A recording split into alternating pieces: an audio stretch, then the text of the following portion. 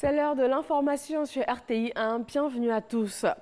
Le chef de l'État s'est entretenu aujourd'hui avec le président du groupe Orange, Stéphane Richard, et le président de Canal+ International au palais présidentiel d'Abidjan. Le développement des activités de ces deux entreprises en Côte d'Ivoire était au centre des discussions à Ouattouré.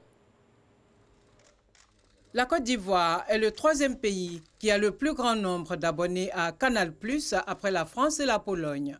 C'est donc à juste titre que le président de Canal+ International, Jacques Dupuis, est venu faire au président de la République Alassane Ouattara le point sur les projets d'investissement de son groupe en Côte d'Ivoire. Canal+ n'est pas un nouveau venu en Côte d'Ivoire. Nous sommes présents ici depuis 1992, donc une implantation maintenant ancienne, qui s'est développée au fil des années sur l'ensemble des activités du groupe Canal+, et même aujourd'hui Vivendi, puisque nous concentrons en Côte d'Ivoire et à Abidjan l'ensemble des bureaux africains des différentes filiales du groupe Vivendi, que ce soit la musique, la télévision, l'Internet, l'édition, la publicité, etc. Et nous avons évoqué le dernier point, qui est la participation au plan de modernisation des médias en Côte d'Ivoire, avec les lancements de la TNT. Nous avons fait le point avec le président et les ministres concernés pour envisager les conditions du lancement sur les réseaux TNT qui sont en ce moment en train d'être construits et développés par le gouvernement ivoirien. Les perspectives de développement du groupe Orange en Côte d'Ivoire et le partenariat privilégié et historique qui lie Orange à l'État de Côte d'Ivoire au centre des échanges entre le chef de l'État et le PDG de ce groupe. On a parlé plus généralement aussi de la situation du pays, de son économie plutôt dynamique, même florissante. Et j'ai indiqué au président qu'on était, nous, le groupe Orange et Orange en Côte d'Ivoire, très heureux d'accompagner la Côte d'Ivoire dans son développement avec nos technologies, nos investissements, nos réseaux. Je pense que nous sommes un des vecteurs très importants du développement futur du pays. Et voilà, on est heureux d'être dans ce pays qui marche bien.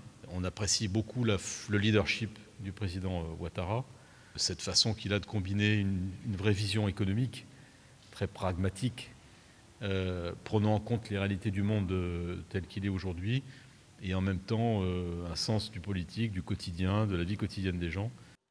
Orange, l'un des leaders de la téléphonie en Côte d'Ivoire, propose des services fixes, mobiles et Internet au grand public, aux opérateurs et aux entreprises. Comme il est de tradition, chaque début d'année, les femmes de Côte d'Ivoire sont allées présenter leurs vœux à la première dame Dominique Ouattara.